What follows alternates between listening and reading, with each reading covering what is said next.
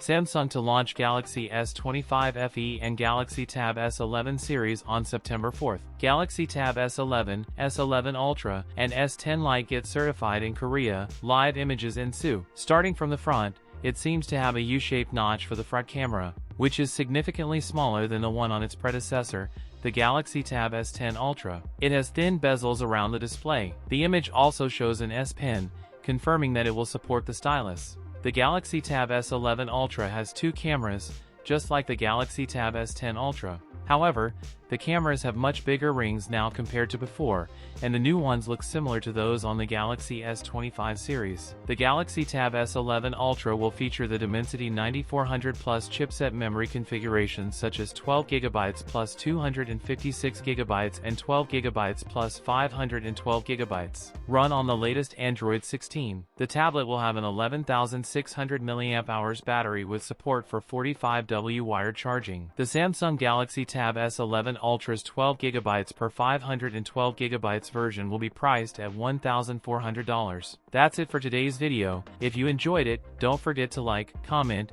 and subscribe for more content. Thanks for watching, and I'll see you in the next one.